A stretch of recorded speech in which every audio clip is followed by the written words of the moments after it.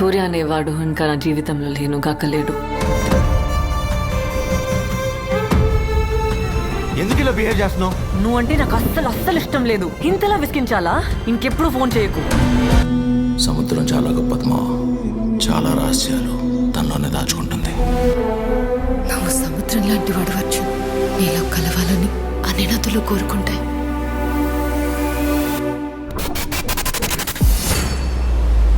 Hello భయ్య, శర్వానంద్వి పడిపడి లేచే మనసు అండ్ మహాసముద్రం మూవీస్ ఫ్లాప్ అయ్యాయి.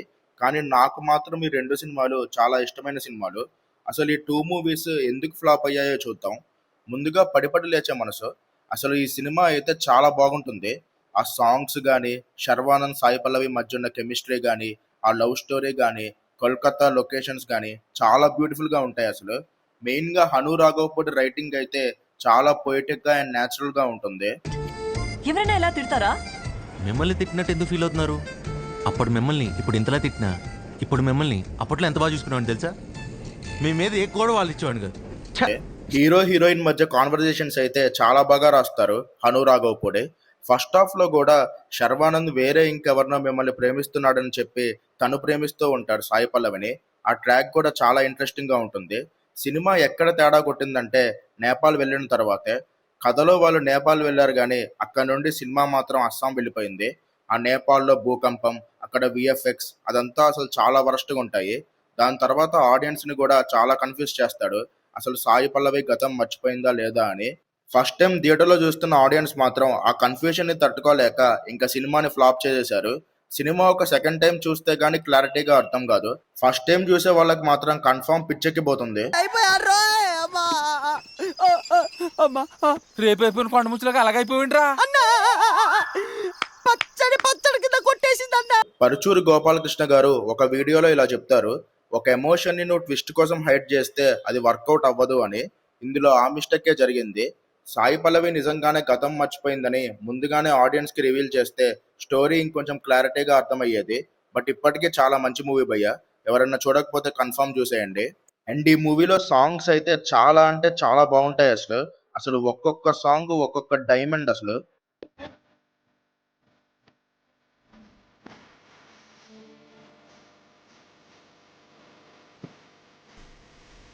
నెక్స్ట్ మహాసముద్రం సినిమా అసలు ఎందుకు ఫ్లాప్ అయిందంటే ఒక మెయిన్ రీజన్ వల్ల. కానీ నాకు ఈ సినిమా నచ్చడానికి కూడా అదే రీజన్ కారణం.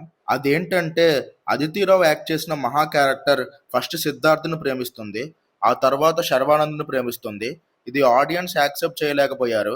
అందుకే ఆడియన్స్ కి కనెక్ట్ అవ్వక మూవీ ఫ్లాప్ అయింది. బట్ నాకు మాత్రం ఎందుకు కనెక్ట్ అయిందంటే ఇందులో ఆ ట్రాన్సిషన్ ని వెంటనే చూపించకుండా టైం తీసుకొని నిదానంగానే చూపిస్తారు. ఫస్ట్ ఏమో సిద్ధార్థ్ మంచోడేమో అని నమ్మి అదితిరావు ఫస్ట్ సిద్ధార్థ్ను ప్రేమిస్తుంది. కానీ వాడు డబ్బు కోసం మోసం చేసి కడుపు చేసి వదిలేసి వెళ్ళిపోతాడు. తన సొంత ఇంట్లో వాళ్ళు కూడా తనని కొట్టి బయటికి తరిమేస్తే శర్వానంద్ తెచ్చి తన ఇంట్లో పెట్టుకుంటాడు. అండ్ ఒక 4-5 years పాటు మహాని వాళ్ళ కూతుర్ని బాధ్యతగా పెంచుతాడు. అప్పుడు మహాకి శర్వానంద్ తన కోసం చేస్తున్నదంతా చూసి తనకి బాగా నచ్చి శర్వానంద్ని ఇష్టపడటం మొదలు పెడుతుంది.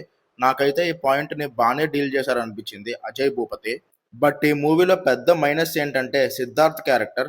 అసలు సిద్ధార్థ్ క్యారెక్టర్ ని ప్రాపర్ గా డెవలప్ చేయలేదని అనిపిస్తుంది. శర్వానంద్ క్యారెక్టర్ మీద పెట్టినంత ఫోకస్ సిద్ధార్థ్ క్యారెక్టర్ మీద పెట్టుంటే మూవీ ఇంకొంచెం ఇంట్రెస్టింగ్ గా బాగుంటుందేమో అనిపించింది. అండ్ విలన్స్ కూడా అంత పవర్ఫుల్ గా అనిపించలేదు. అసలు మెయిన్ విలన్ అయిన కేజీఎఫ్ గరుడాని ఇంటర్వెల్ లోనే చంపేస్తారు. సో సెకండ్ హాఫ్ లో ఒక మెయిన్ విలన్ ఎవరు లేరనిపించింది. Concentrate, relax. బట్ మూవీ అయితే అందరికీ నచ్చకపోవచ్చు కానీ ఒకసారి అయితే ట్రై చేయొచ్చు. నాకు శర్వానంద్ మూవీస్ లో ఈ 2 మూవీస్ ఫ్లాప్ అయినా కూడా నాకు మాత్రం చాలా బాగా ఇష్టమైన మూవీస్ ఇవి. మీకు శర్వానంద్ మూవీస్ లో ఫేవరెట్ మూవీ ఏంటో కామెంట్ చేయండి. అండ్ ఫ్లాప్ అయిన మూవీస్ లో మీకు బాగా ఇష్టమైన మూవీస్ ఏమన్నా ఉంటే అవి కూడా మెన్షన్ చేయండి.